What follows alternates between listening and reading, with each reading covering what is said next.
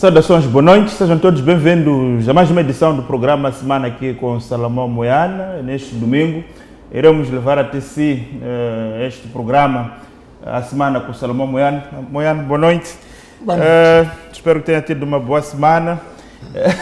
Antes de avançarmos para os temas, a sua colocação sobre a Rosita gerou muitas repercussões, mas o professor Julião Kumbarba reagiu com fúria, digamos assim, às suas declarações. Não sei se chegou a ver. Dizer que saiu em defesa de Joaquim Chissano, porque é uma pessoa que Moiana tem um apreço. Sim, tem. Mas não é bem aquilo que aconteceu. Não. Ele próprio não pode dizer ao contrário daquilo aí. Eu tenho apreço por Joaquim Chissano, da mesma forma que tenho apreço por Armando Guebuza. Tenho também apreço por Felipe Jacinto Nunes. E tenho apreço por todos aqueles que dirigiram o nosso país. Cada um deles teve os seus momentos bons, teve as suas fraquezas, mas dirigiram o país. Agora, aquilo que eu disse naquele dia sobre a Rosita é aquilo que eu vivi. Então, o professor doutor Julião Kumbarba pode também vir dizer o que ele viveu. Eu contei aquilo que eu vivi, a coisa que eu acompanhei. Agora, eu não defendo coisas que não vi, não conheço. Então, eu até deixei de dizer algumas coisas naquele dia, quer dizer, no calor das coisas, eu nem cheguei a dizer que o casal Mabuyango, os pais da Rosita, receberam um casal de bovinos naquela altura, que era para criarem os bovinos, a fim de alimentar a Rosita, a criar melhores condições. Só que o pai vendeu as cabeças no andar dos tempos. Então, isso não é que o governo apoiou, é que também o ser humano tem as suas fraquezas. Então, se o professor doutor quiser, podemos ir. Eu sei onde fica a casa da Rosita, fica no bairro Chimundo, na cidade de Chibuto, e posso ir mostrar as instalações a que me refiro. Portanto, não falo porque ouvi dizer, nem falo porque ouvi na televisão, falo aquilo que eu vivi. Portanto, não há problemas. É normal em democracia que haja vozes discordantes daquilo que aconteceu, mas eu não inventei nada, também não gosto de fazer invenções. Então, Exato. Então, aquilo que eu falo está documentado. Acho que foi um esclarecimento muito oportuno, né, que o Salomão fez, até narrando na primeira pessoa. Acho que foi muito importante. Até porque estamos a falar de nomes de pessoas que têm uma história no país, que criava-se uma ideia mesmo. Exato. Um pouco degenerada com relação a isso. Salomão, vamos avançar então para o primeiro tema da semana. O Salomão elegeu, obviamente, a abertura do ano judicial. No plano geral, como é que viu a questão dos discursos de abertura, sendo certo que o discurso que marca, de facto, esta abertura do ano judicial foi, sem sombra de dúvida, o bastonário da Ordem dos Advogados? Ou estou equivocado? Eu acho que todos os discursos foram bons. Escutei o do bastonário, escutei do doutor Adelino Muxanga, que também foi bom, foi profundo, foi prestador de contas, como lhe competia fazer, contou os avanços registrados, levantou as inquietações do Poder Judicial, sobretudo no que diz respeito à necessidade de uma lei orçamental que permita uma verdadeira independência financeira do Poder Judicial para a melhor prossecução da sua missão. E também até contou casos de juízes que foram expulsos do aparelho do Estado exatamente por terem se desviado das normas, isso por decisão do Conselho Superior da Magistratura Judicial. Eu penso que esteve à altura do assunto. O Presidente da República, por seu turno também, contextualizou bem, reconheceu as obrigações do Executivo para com o Poder Judicial e reafirmou que aquilo que compete ao Poder Executivo será feito para resolver os problemas apresentados pelo Poder Judicial. Agora, o bastonário da Ordem dos Advogados destacou-se muito porque ele foi contra os tabus, ele atacou os tabus. E ele falou algumas coisas que muita gente evita falar em público. E aqueles que falam isso em público são vistos como, parece que apoia não sei quem.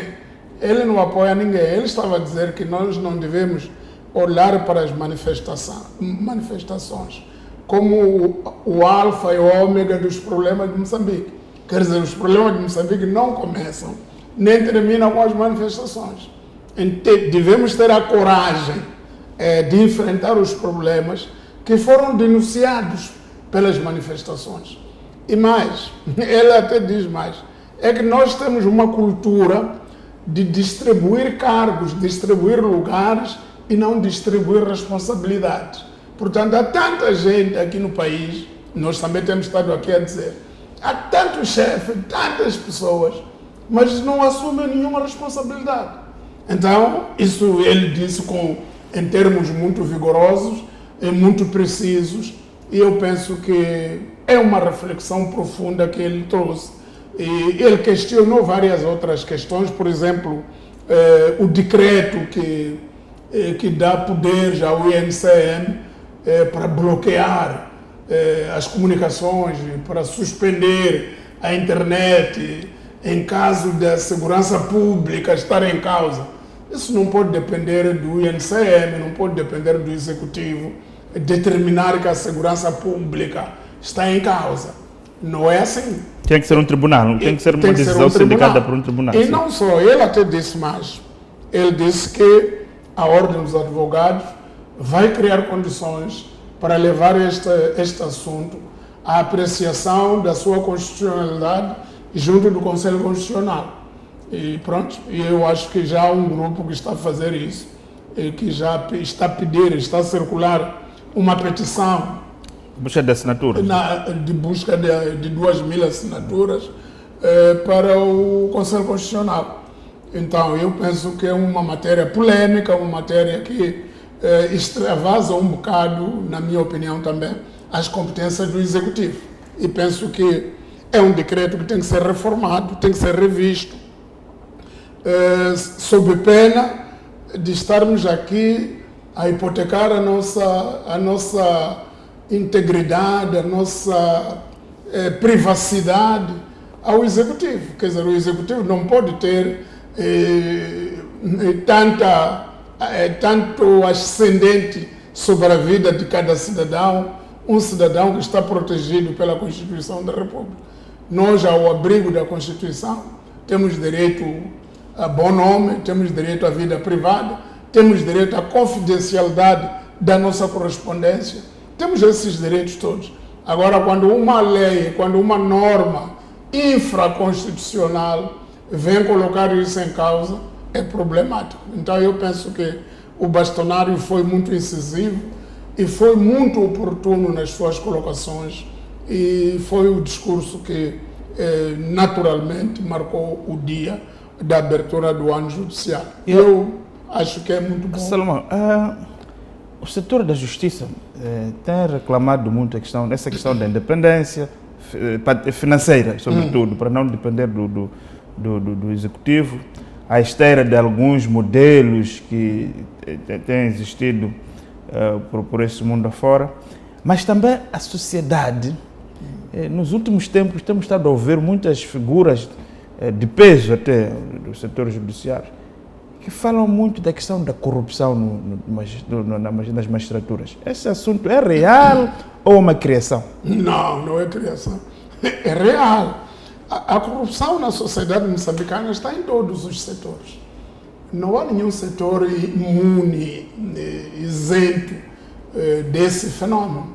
Portanto, há corrupção na magistratura, há corrupção, não é na magistratura, há corrupção no judiciário, no seu todo, e da mesma forma que há corrupção noutros setores também da atividade, setores públicos da atividade. E penso que não há nenhuma invenção. Aliás, há pouco tempo, a Procuradoria-Geral da República promoveu um evento grande para fazer uma reflexão, a 4ª Conferência Nacional sobre o combate à corrupção. E nesse evento desfilaram vários oradores que denunciaram a existência de corrupção mesmo no judiciário. Então eu penso que é uma questão real, é uma questão verdadeira.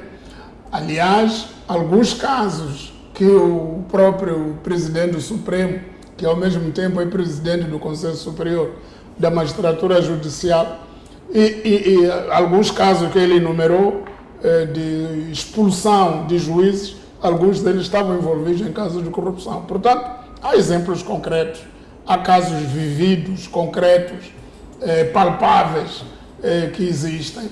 E, sobretudo, nessas coisas de juízes colocados para decidir sobre, por exemplo, ali em Nacala houve problemas no ano passado, exportação do feijão Boer, quem autoriza, quem não autoriza, e por que um autoriza, o outro vem contradizer. Quer dizer, há normas e contranormas exatamente porque há alguém que já está sendo lubrificado à parte para decidir, independentemente da legalidade da sua decisão. Então, eu penso que há casos concretos de corrupção na magistratura, no Ministério Público, no Judicial, na magistratura judicial, nas polícias, nos tribunais em geral, na polícia, no CERNIC, nesses órgãos todos, há casos concretos. No CERNIC já nem se fala. É por isso que até assistimos a alguns baleamentos em público, exatamente por causa de alguns esquemas, disputa de corrupção, disputa de envolvimento em atos criminais. Portanto, penso que não há ninguém que faz acusações infundadas ao dizer que há corrupção no setor judicial. Também os próprios envolvidos têm dito isso. Portanto, o que se falou mais nesta abertura do ano foi a questão da independência financeira. Isto é, criar-se um mecanismo em que o Poder Judicial não dependa do Poder Executivo para lhe atribuir o orçamento. Que o orçamento do Judicial seja aprovado pelo Parlamento e direcionado para uma conta própria, onde eles vão trabalhando e fazendo, logicamente, a respectiva prestação de contas. Então, acha que isto é possível, olhando para o orçamento moçambicano, que é uma espécie de uma manta de retalho, quer dizer, puxa-se ali para fechar, acha que é possível essa perspectiva? Eu acho que sim. Eu acho que, havendo uma legislação nesse sentido, as coisas podem se cozer até chegar lá. É preciso que haja vontade política, primeiro, de se legislar nesse sentido. E há muitas outras propostas, mas esta é aquela que, para mim, é urgente e é independente daquelas outras reformas que eventualmente hão de vir com o desfecho do diálogo nacional inclusivo. Porque essas outras que hão de vir nessa altura já vão fazer grandes implicações na arquitetura do Poder Judicial, quem indica quem nomeia quem. Isso é mais ajusante. Mas neste momento, o que é ponto de partida é a descentralização orçamental. Haver uma responsabilização do próprio setor para gerir o seu orçamento. Exato. Salomão, então vamos avançar, vamos fazer também, desejar que o ano judicial corra bem, que de fato a justiça esteja realmente ao serviço da justiça e sobretudo aos mais desfavorecidos, que são esses que muitas vezes não têm tido acesso à justiça. Esperamos que ela de fato seja acessível a todos e que contribua de fato para o fortalecimento aqui do Estado de Direito. Então, Salomão, vamos avançar para o segundo tema. Obviamente, continuamos a analisar a evolução da situação das cheias. Como é que estamos esta semana? Parece a situação tende a estar controlada, pelo menos aquilo que temos estado a ver, tanto ao nível das vias de acesso, parece que começa a haver alguma coerência nos últimos tempos. A informação que nós temos também é que ao nível dos centros de acolhimento, pelo menos a disponibilização de comida com alguma qualidade, até há casos de reportagens dizem que de pessoas que nem são pessoas que pertencem aos centros, por acaso vi no post do Lázaro Mabunda, de indivíduos que não são necessariamente abrigados nos centros, mas que começam a querer passar refeições lá, porque lá há comida gratuita. Exatamente. Como é que olha para isso? E tivemos a visita da primeira-dama nesse centro que pernoitou lá em Boane. Como é que avalia essa situação? Bom, é o seguinte, eu penso que a época chuvosa ainda não acabou. Não acabou. O pico parece é meados de fevereiro. Então, ainda vem a época ciclônica por aí. Eu acho que devíamos aproveitar este interregno das chuvas. A chuva parou já há umas 2 semanas, não só para fazer essas reabilitações pontuais, mas se calhar para armazenar ou para, como é que se diz, para acondicionar alguns materiais que eventualmente venham a ser necessários quando houver uma crise maior. Por exemplo, esta pedra rachão que estão a colocar nesses sítios na 3 de fevereiro, na estrada Chissano-Chibuto, estrada 220, na Baixa de Nguluzane, em Xaixai, essa pedra rachão vende na Macha. Vende na Macha. Mas, curiosamente, depois de terminarmos isto, é capaz de não haver nenhuma outra pedra de reserva colocada nos locais propensos a ter esse tipo de problemas. E eu lembro-me, acho que foi no ano 2000, antes de haver aquelas cheias do ano 2000, ali na 3 de fevereiro abriu-se um estaleiro que começou-se a juntar muito material antes de acontecer o fenômeno. E quando houve o rombo da estrada, não foi necessário deslocar caminhões de Maputo até Namacha, de Namacha, trazer pedra para ali. Sobretudo porque quando há excesso de chuva, a primeira zona a ficar bloqueada é essa via de Namacha. É a estrada nacional número 2, essa que vai a Namacha. Essa que fica cortada também, a partir de Boane. Então, quando essa estrada é cortada, quer dizer que há impossibilidade de se recorrer àquela pedra necessária para ali. Agora, por que sabendo, como sabemos todos, que na época X há problema nessas zonas, não se acumula com antecedência algum material que eventualmente venha a ser necessário quando chegar a hora? Por exemplo, é muito difícil transportar pedra de Namacha para Chibuto, para Xaixai, é muito longe, porque na zona na província de Gaza não há pedreira. Para ter pedra é preciso ir buscar na província de Maputo e Namacha. Então, eu penso que isso devia nos ensinar alguma coisa, que quando isto acalma um pouco, é uma oportunidade que Deus nos dá para irmos juntando os materiais que vamos precisar daqui a pouco. E não simplesmente cruzar os braços e dizer que já vencemos. Ainda não vencemos, ainda estamos no meio da luta. 2, o Presidente da República sobrevoou essas zonas atingidas, foi o máximo que foi até Buzi, foi até Guaraguara conversar com as pessoas. Mas eu acho que devia também fazer uma deslocação para ver outras bacias, ver a situação da bacia do Zambeze, ver a situação da bacia de Lucungo, como é que está, ver a situação da bacia de Messalo e bacia de Megaruma, como é que estão. Sobretudo da bacia de Megaruma, porque já está a criar situação de cheias e situação de deslocamento de populações. Portanto, eu penso que nós temos que atuar proativamente e não ficarmos apenas à espera de que haja uma situação de dilúvio para depois reativamente surgirmos a correr de um lado para o outro. Eu penso que antecipadamente podíamos fazer uma vigilância nesses setores e colocar e preposicionar equipes de socorro com os materiais necessários para colmatar eventuais rombos das vias de acesso. Eu penso que devia-se avançar nesse sentido e não ficarmos apenas felizes porque passam 2 semanas, não chove, etc.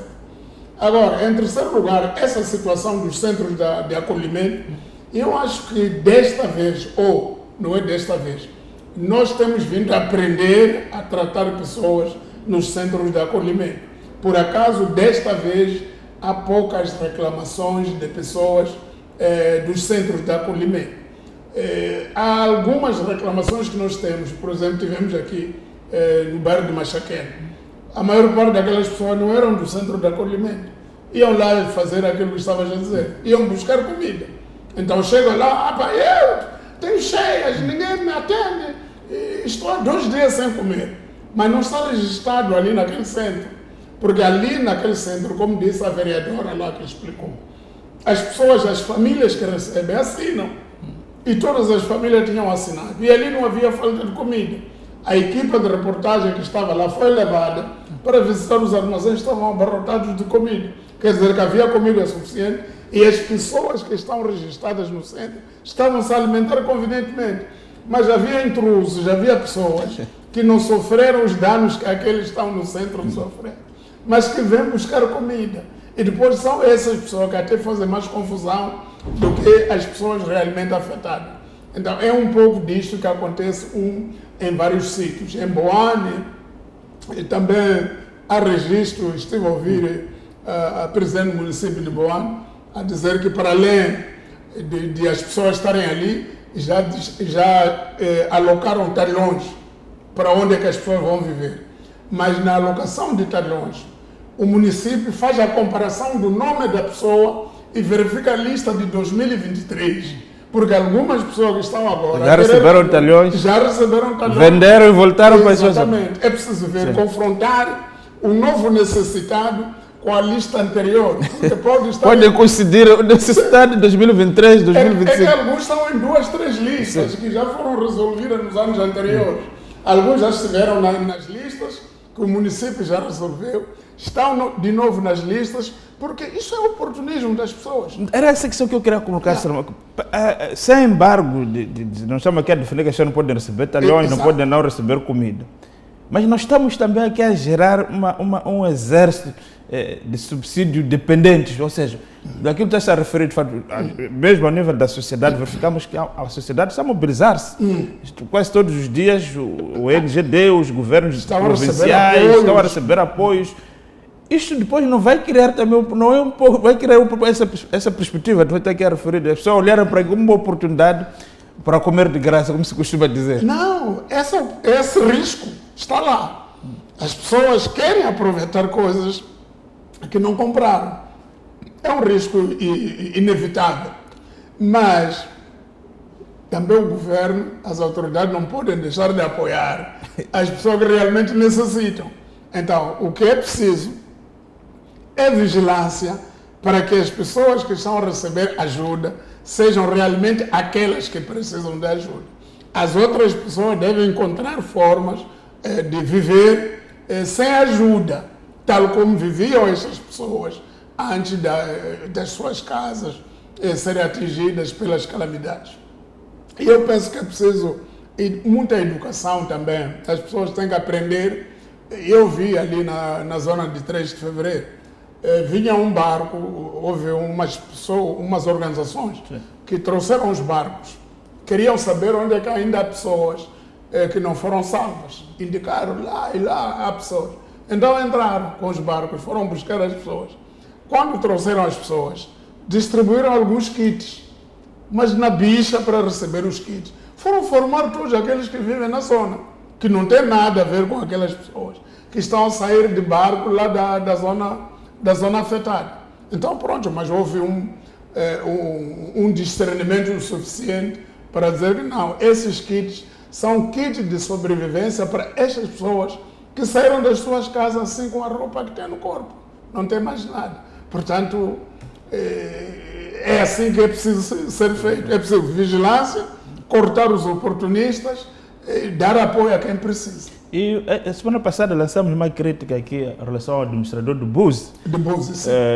Esta semana vimos o próprio presidente do MDM esteve em BUSE, acompanhado pelo delegado provincial do NGD em Sofala, para fazer a entrega que tinha sido boicotada. Sim, mas não era preciso. O problema é esse, é que não era preciso o delegado provincial do NGD ir lá para fazer o quê?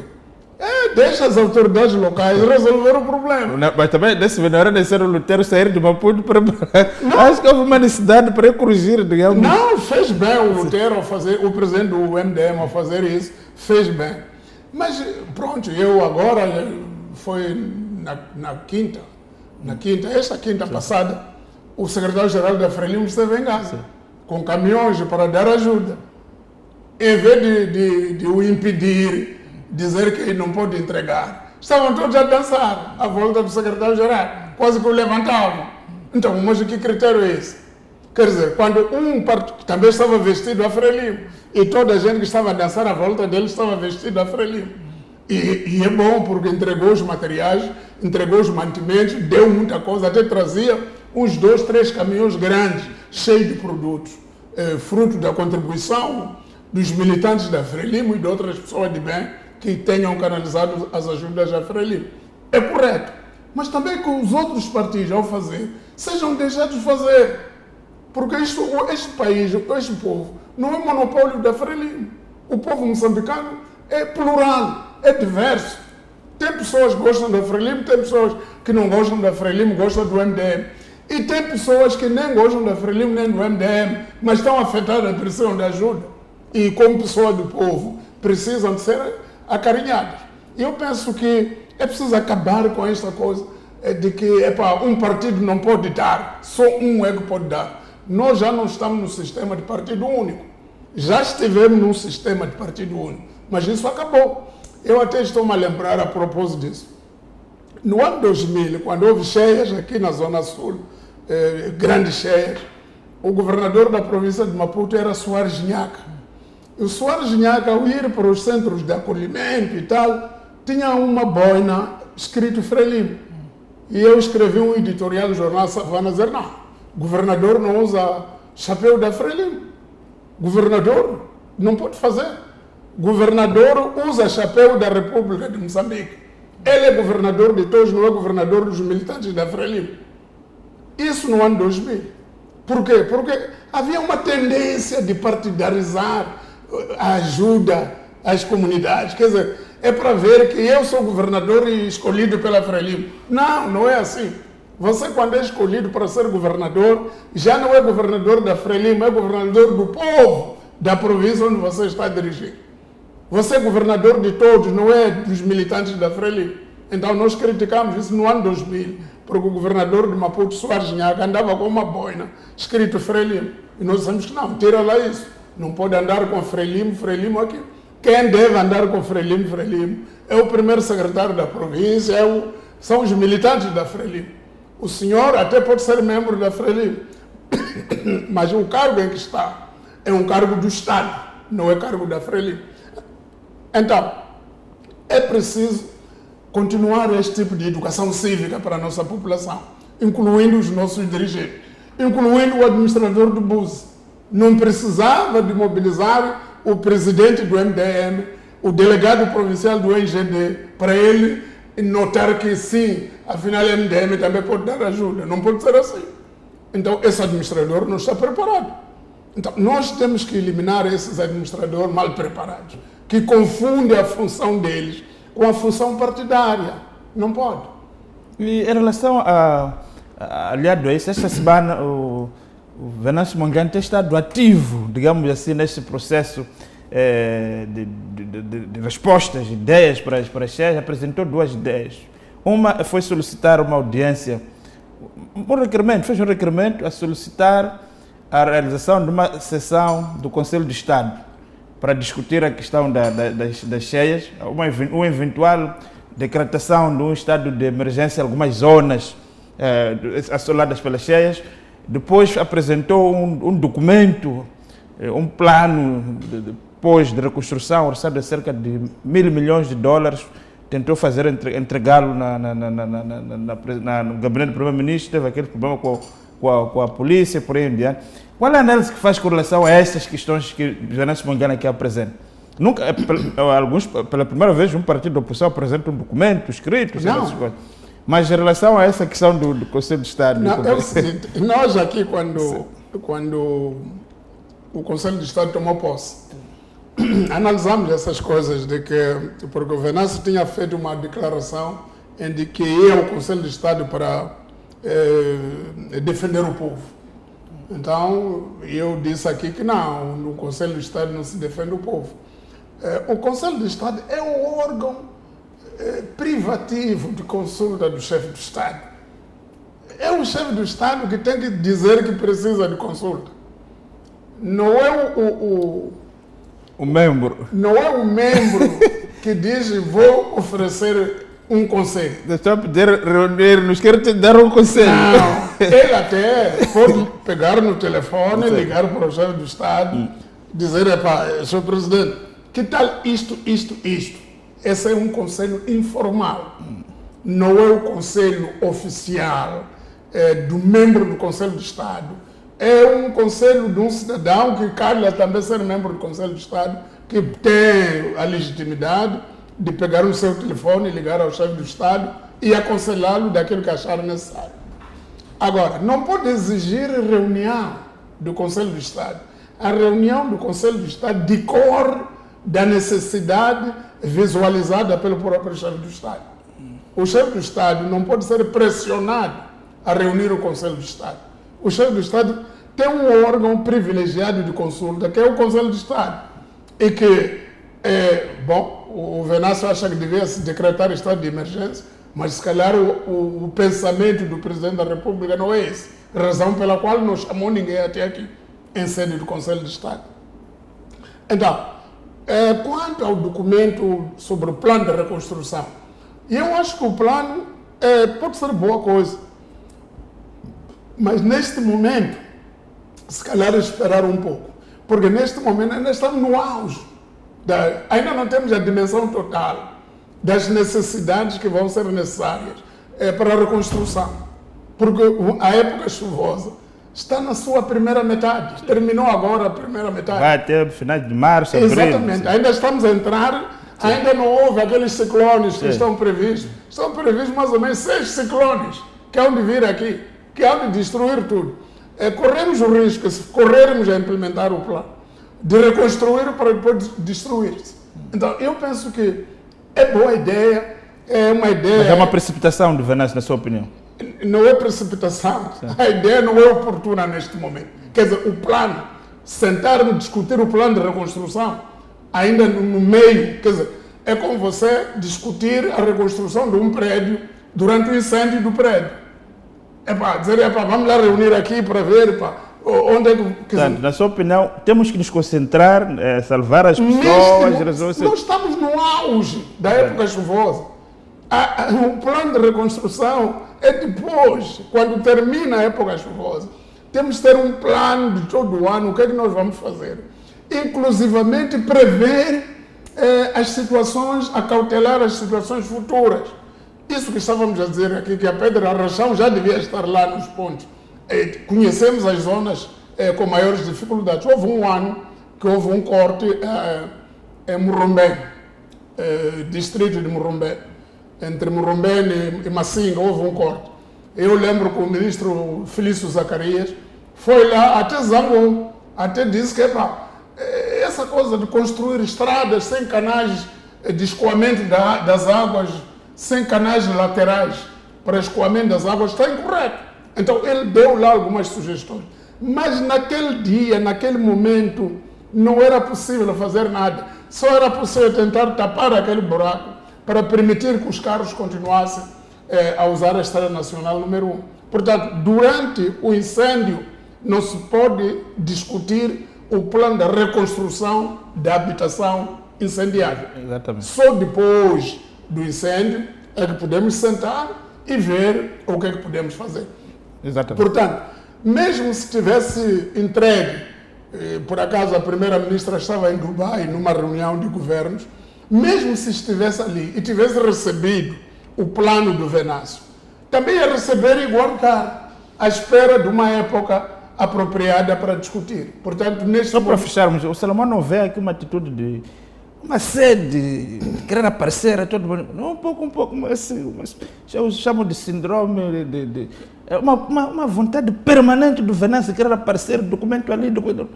não acha que ele também tem um problema de não ser uma pessoa serena, que vê as coisas... Como é? Porque, de facto, neste momento estamos concentrados nessa questão de salvamento. Ele quer mandar para o Conselho de Estado, quer mandar o plano, quer dizer, não vê um pouco disso também alguma desordem? Não, isto é protagonismo político, é luta pelo protagonismo político. Os políticos vivem de aparecer.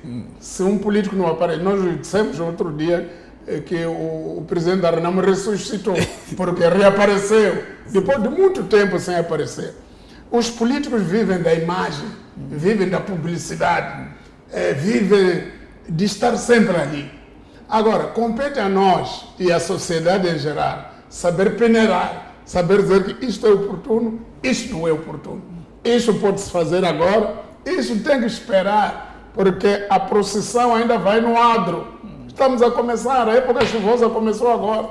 Agora, logo o plano de reconstrução, não. Temos que ter o quadro geral, temos que ter a imagem de toda a situação no fim de março, para depois esboçar um país organizado, resiliente, tendo em conta as fragilidades decorrentes das mudanças climáticas. Exato. Então vamos neste momento obedecer o nosso primeiro intervalo.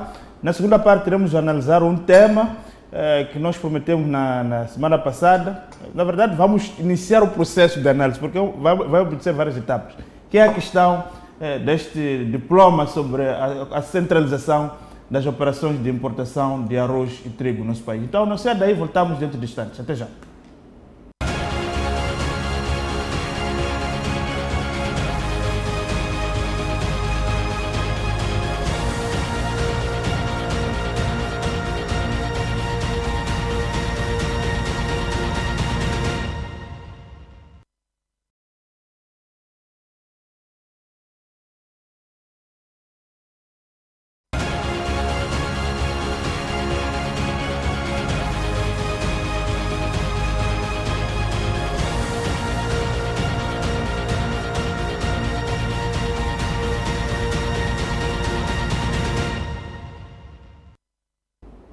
Estamos de volta então para a segunda parte do nosso programa A Semana com Salomão Moiano. Salomão, nesta segunda parte, conforme prometemos na semana passada, há uma polêmica aqui instalada em relação a esta questão da centralização das operações de importação de arroz. O setor privado, através da CTA, não concorda.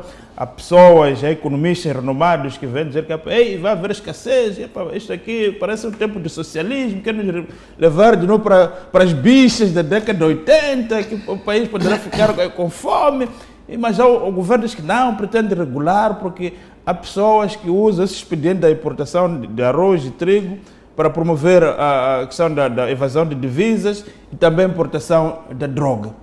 Quais são as informações que o Salomão tem em relação a este assunto? Eu sei que não vamos terminar hoje, mas vamos por partes, mas comecemos agora. Qual é a versão que o Salomão tem em relação a este assunto? Bom, eu tenho o seguinte entendimento, também derivado dos vários contatos que tivemos com várias entidades, incluindo empresários que estão no ramo de importação. Sim.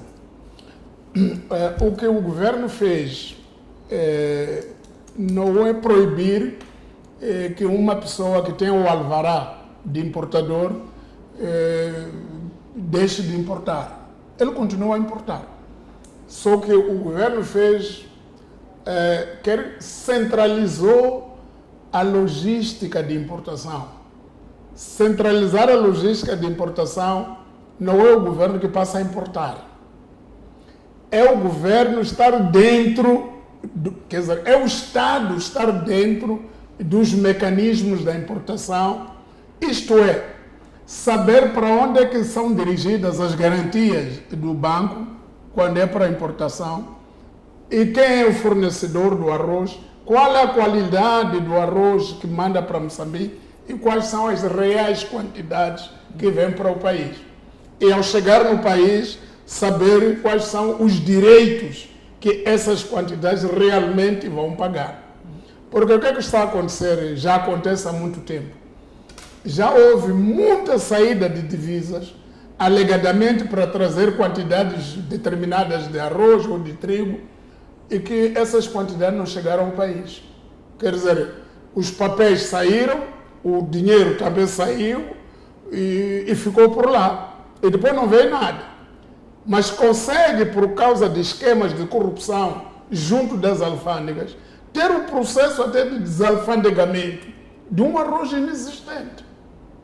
Alguém ter papéis que diz que comprou arroz no Paquistão, no fornecedor X, o arroz veio no navio tal, entrou no país no dia X, desalfandegaram tantas toneladas. O nome de despachante e tudo. Tem tudo, tem papéis, mas não há arroz. E eu já vi isso também no passado, há uns anos, com a importação de medicamentos. Algumas pessoas, algumas empresas, ganhavam concurso de fornecimento de medicamentos.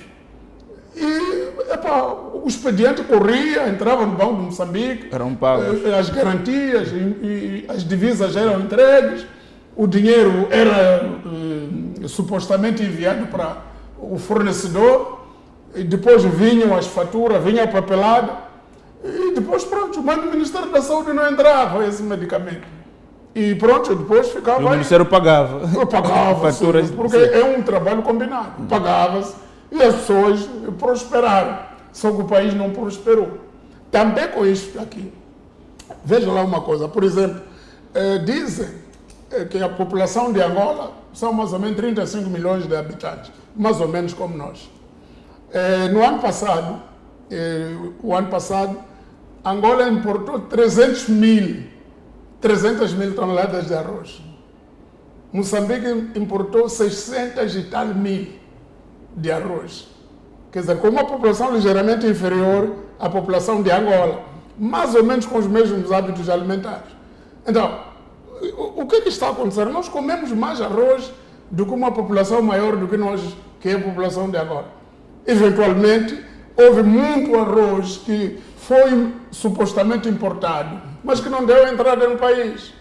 Então, o que o governo quer fazer neste momento? Não quer passar a importar, quer passar a acompanhar o processo. Centralizar o processo, acompanhar o processo. É isso. Tanto mais que no dia 21 de janeiro, o governo publicou um anúncio, o Instituto de Cereais de Moçambique publicou um anúncio a pedir manifestação de interesse para a importação de arroz e trigo. Isto é, os importadores devem se manifestar e fazer o pré-registro. Isto é, eu sou importador, tenho alvará no mercado, e indicar o país onde importa. E a quantidade. A quantidade que pretende importar ao longo do ano. E o tipo de qualidade do produto que quer importar. Então o governo vai acompanhar. Porque há quem diz também que essa coisa, por muitas vezes, é o mesmo arroz, só ensacado, saco de só carimbar, arroz João, arroz Maria, mas é o mesmo arroz. E às vezes importa-se... Só alterar os preços, mas... Exato. Às vezes importa-se um arroz de uma qualidade superior, sim. Mas para evitar pagar direitos, declara-se que é um arroz trinca. E eu importei 15 toneladas, ou 15 mil toneladas de arroz trinca. Então, sem arroz trinca, quase que não paga nada. Aquele partido, né? Exatamente. Supostamente partido. Exatamente. Então, chega aqui e passou. Então, o que o governo está a dizer? Está a dizer que isso tudo vai decorrer, os importadores vão estar registrados. Vai se saber quem são efetivamente os players desta área de importação destes cereais. Estão registrados. E o governo acompanha este processo. Vai saber... vai se comunicar tanto com os importadores como com os fornecedores do produto lá na origem do produto. E depois vai acompanhar a chegada do produto no país. E vai acompanhar o processo de desalfandegamento e fazer vistoria física da chegada do produto. Isto é preciso ver, porque nós temos aqui situações, algumas delas bizarras no nosso país. Quando se criou aquela coisa de Kudumba, aquele scanner para mercadorias, toda a gente disse que era uma coisa séria. Mas a mercadoria que se declara que passou do scanner, mas não entrou. Mas tem papéis de que passou. Agora, mas que país é esse? A corrupção está toda ela inculcada em todo o sistema. Organismos oficiais, as alfândegas, que são organismos do Estado. Agora, quando a nível do Estado se permite passar um papel a dizer que o Belmiro esteve aqui enquanto nunca esteve e manda esse papel, carimba, se entrega. Isso é grave. Mas é o que está a acontecer na importação de arroz e na importação do trigo e mesmo na importação do frango. Há tanto frango que se diz que entrou, mas que não entrou. Não entrou nenhum frango. Então, há tanto frango que se diz que vem do Brasil, enquanto o frango vem de Dubai. Então, é preciso regular essas coisas. E eu penso que isto aqui só pode doer, ser complicado, porque o governo deixou isto florescer demais. Quer dizer, isso criou raízes, criou uma burguesia, uma classe que vive disso aqui. Alguns só vivem de papéis, nunca importaram nada, nunca tiveram nada, mas supostamente são importadores, meteram isso, entregaram, foi ao Ministério, carimbou, foi ao banco, carimbou, mas nunca fez nada e ganhou dinheiro. Então, agora que o governo mais ou menos quer pôr ordem, claro que há resistência. Então não há risco de socialismo, como se costuma dizer. Nada, qual socialismo? Na área dos combustíveis, faz-se o mesmo que agora quer se fazer na área dos cereais. O Estado não é o governo que anda a comprar o combustível lá fora. Mas o governo acompanha, sabe onde é que é comprar o combustível. As empresas importadoras do combustível estão lá. Elas importam. Petro. Exatamente. Então, é mais ou menos o mesmo sistema que se quer adotar. Agora, o ruído, eu acho que o ruído até pode vir de pessoas que supostamente não estão interessados em que os seus contentores sejam vistoriados. Ver o que é que tem realmente no contentor. Porque o que é que o Salomão está a insinuar? Estou a insinuar que às vezes diz que é para trazer arroz, enquanto lá dentro do arroz mistura com outras coisas, como droga. Por exemplo, há relatos de que há um contentor que dizia que trazia 15 mil toneladas de arroz, mas praticamente metade era cocaína. Mas desembarcou aqui, em Nacala, por aqui, nos nossos portos. Porto de Nacala, Porto da Beira, são os mais usados para descarregar esse tipo de mercadorias. Então, isso não fica bem para o país. Não é por acaso que dizem que nós somos corredores da droga. Nós somos corredores da droga, mas a gente pergunta, de onde é que vem a droga? Eu nunca vi droga passar. Afinal, a droga é desalfandegada nos nossos portos. Então, isso tem que acabar. Agora, claro que esse é um assunto polêmico. Eu estou a dar a visão daquilo que eu entendi como sendo necessário. E essa visão não é apenas a visão das autoridades oficiais, é também a visão de alguns importadores honestos que estão a ver o jogo, estão a assistir o jogo, como é que as coisas estão a acontecer nesta selva. Qualquer um é importador, qualquer um pode fazer importação de arroz e depois, mesmo que não importe arroz, se tem licença de arroz, vai combinar com alguém no Paquistão, ou na Índia, ou no Singapura. Eu importei tanto, já vem, e pronto. Mandem documentos e vai sair o dinheiro. E pronto. Então, isso tem que acabar. Então, Salomão, nós vamos olhar para... Esta é a visão que o Salomão... Eu gostava também que na outra edição o Salomão trouxesse a outra visão dos empresários. A visão de Salomão hoje parece muito governamentalizada. Não. Ou é impressão minha? Não. Parece muito patriótica. Não, sempre. Não, a minha visão... Salomão está imbuído por um espírito... Não. Sim. Esse espírito não me apanhou de repente. Não. Esse espírito patriótico não me apanhou assim de repente. Sim. Isto é um processo. Nós somos assim. Agora, eu estou a dizer o rácio, o que é que está por detrás desta decisão. Sim. O que está por detrás desta decisão é o desejo do Estado de estar perto de um assunto sério, que é a soberania alimentar do país. Controlar os mecanismos da soberania alimentar.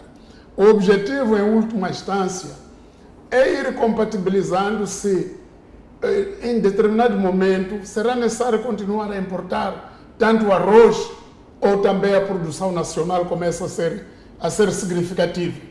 Então, mas se não é o Estado que controla este mecanismo, nunca pode chegar a tal conclusão. Porque os importadores, quanto mais importar, melhor ainda. E se não encontra arroz, enquanto tem licença de arroz, importa outra coisa, desde que consiga corromper as autoridades alfandegárias para dizer que digam que é arroz. Não é arroz. Então, eu penso que é justo que o Estado tenha olho nesse tipo de importações. É correto. E mais, isso até poupa dinheiro. Porque essa decisão, antes de ser tomada, houve a sua socialização com o Banco Central e com outros bancos. E poupa divisas. Esta maneira de fazer as coisas poupa divisas ao país. Mas também não é o Estado que há de ir comprar. As pessoas pensam, não, o Estado é que vai ser o comprador. Não. Não há comunismo aqui do Estado comprar, não, distribuir, distribuir nas lojas do povo. Se você é dono de uma empresa de importação, exato, então até dia 30 de janeiro fez o pré-registro, manifestou interesse, entregou a sua papelada, que eu sou importador, este ano a minha cota é essa, eu quero importar tanto, é o que eu quero. Eu importo do fornecedor XX, está localizado no país tal. Acabou. Então, o Estado o que é que vai fazer? Vai certificar, primeiro, a existência desse fornecedor e a capacidade que ele tem de fornecer. E na hora que você reportar que o navio partiu de Paquistão para cá, então o governo acompanha. E quando chegar o navio, vai-se fazer a vistoria para ver se o produto reportado no papel é o mesmo produto que chegou. Só isso. Então, quem importa é você, importador. O Estado não importa, só que o Estado centraliza a logística da importação, não faz a importação. Quem faz a importação são os importadores, mas sob o controle logístico do Estado. O Estado tem o cadastro das pessoas que estão a fazer importação e quando é que estão a fazer importação e quando é que chegam essas quantidades ao país. Então, exato, assim é melhor controle para a soberania alimentar do país. Tudo bem, Salomão. Então, eu espero que na outra continue a fazer esses exercícios para virmos ouvir outras visões. Até vou recomendar que a televisão entrevista alguns empresários que não concordam com esta posição para ouvirmos o que eles dizem, para depois confrontar com a nossa maneira de ver. De pensar. Tudo exatamente. Bem. Vamos então obedecer o nosso segundo intervalo. Voltamos na terceira parte, onde Salomão Moiana vai responder as perguntas dos nossos internautas que ao longo da semana colocaram. Portanto, sorteamos 4 questões. São essas questões que o Salomão na terceira parte vai responder. Então, até já.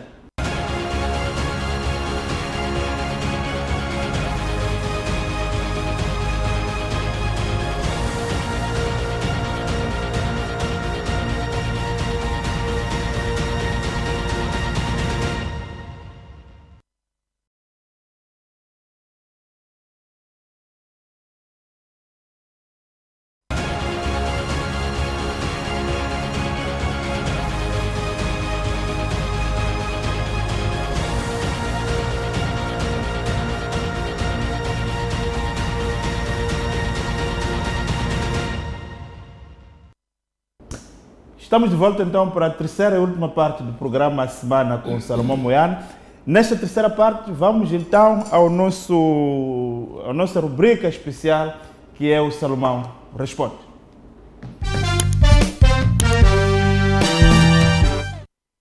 Ora bem, então Salomão, nesta rubrica nós sorteamos quatro questões, portanto colocadas pelo... Vamos começar pelo Charles Espeto, que ele pergunta ao Salomão o que o antigo presidente Joaquim Chissano queria dizer quando afirmou que o cabrito come onde está amarrado. O presidente Chissano chegou a dizer isso mesmo publicamente?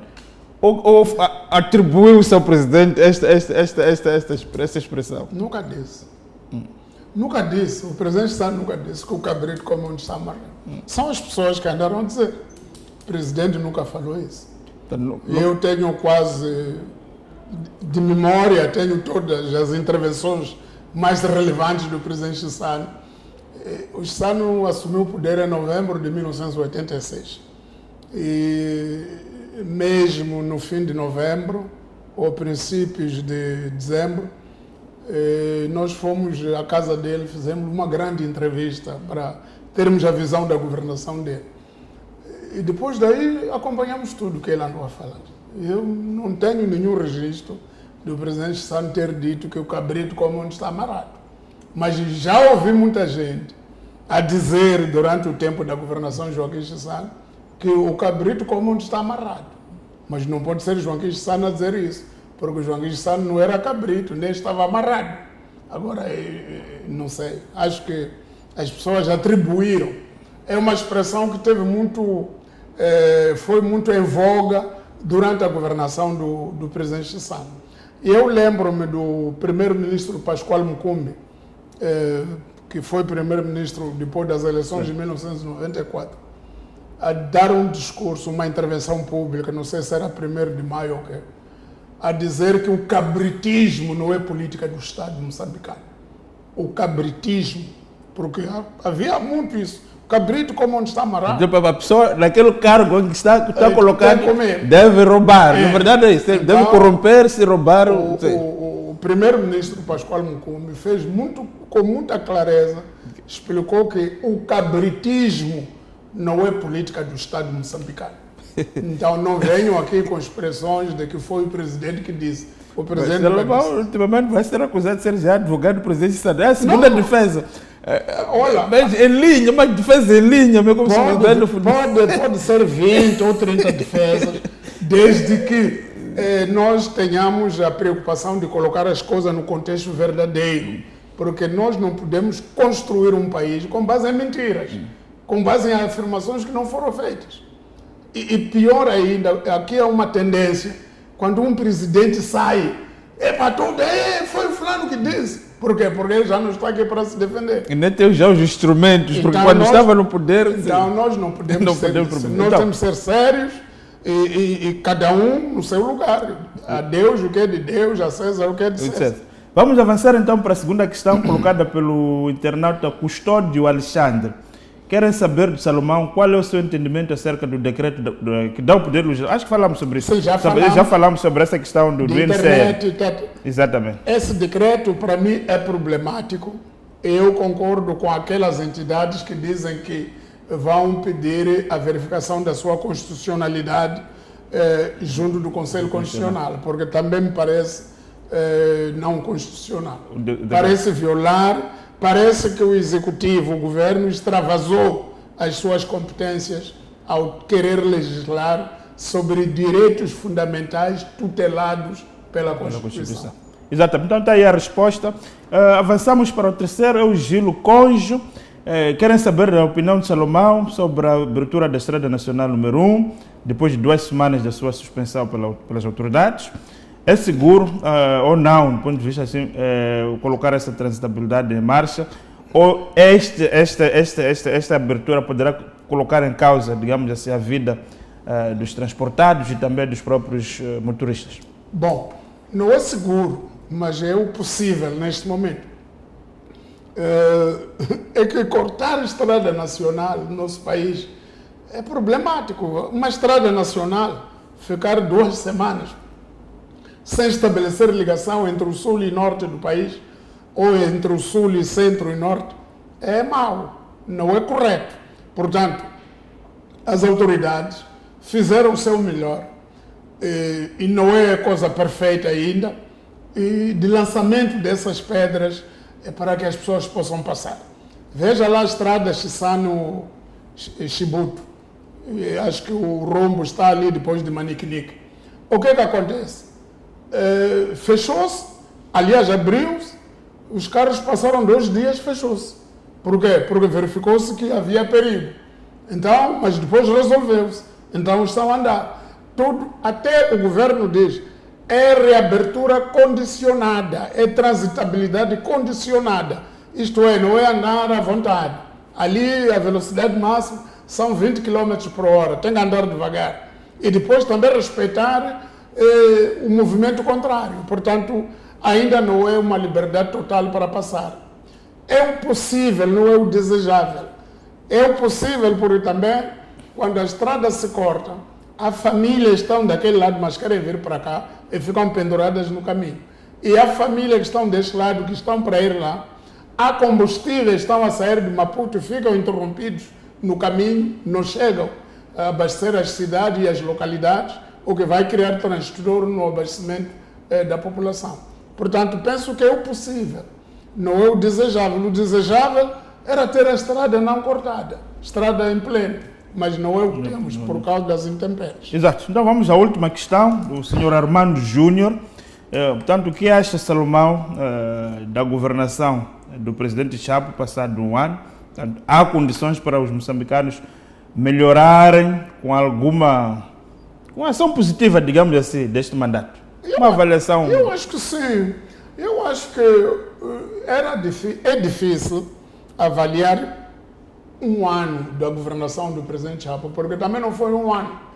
Ele começou a governar, não tinha orçamento, o orçamento apareceu no segundo semestre do ano passado. Neste momento, a partir deste ano, é que vamos ter uma leitura mais ou menos correta da capacidade ou incapacidade do presidente em governar o país. No ano passado, não era tempo oportuno para ver até onde ele ia, ou qual era a capacidade dele de iniciativa, de colocar as coisas em marcha. Pelo discurso, ele tem capacidade. Agora, vamos ver no exercício cotidiano a capacidade que vai demonstrar de controlar a corrupção, de combater a corrupção no seio do próprio governo e controlar e combater esquemas que inviabilizam o erário público e que criam empobrecimento da população moçambicana. Portanto, eu penso que este ano, 2026, quando terminar, o internauta Armando Júnior pode voltar a fazer esta pergunta, estaremos em melhores condições de responder se está no bom caminho ou não. Não. Exatamente. Então, foi assim então que nós fizemos esta rubrica Salomão Responde. Então, chegamos ao fim do nosso programa Semana com Salomão Moena. Salomão, alguma questão só para fechar ou está tudo dito? Não, nos próximos tempos, se calhar, também discutirmos um pouco a visão do Dr. Chival, de nova arquitetura constitucional do país. Se calhar vai ser interessante também vermos até que ponto é execuível, como é que pode se implementar, sobretudo quando sair o livro dele, porque ele está a preparar um livro dessa matéria e acho que vai ser extremamente interessante. Aquilo que ele explicou, para mim, parece uma visão bastante inovadora, é muito necessário. Exato. Então fica já em pauta para a próxima semana, é um dos temas, vamos olhar a opinião do Dr. Chival aqui na MBC. Colocou umas ideias, de fato, disruptivas em torno da arquitetura constitucional do nosso país. Então foi assim que nós fizemos o nosso programa Semana Salomão Moena. Queríamos mesmo agradecer a todos os nossos telespectadores, internautas que nos escrevem a partir de várias geografias do mundo. Nós queremos anunciar também, já no fecho, que no último programa do mês de fevereiro teremos já sorteado o primeiro telespectador internauta que vai participar na gravação deste programa com Salomão Moena, que para quem é em direto e acima de tudo aqui nesta mesa possa confrontar e discutir com Salomão Moena em relação a um tema que vai ser previamente escolhido. Portanto, este é o modelo que nós estamos a trazer para aproximar e conectar cada vez mais os nossos telespectadores internautas ao redor do mundo. Boa noite, até domingo.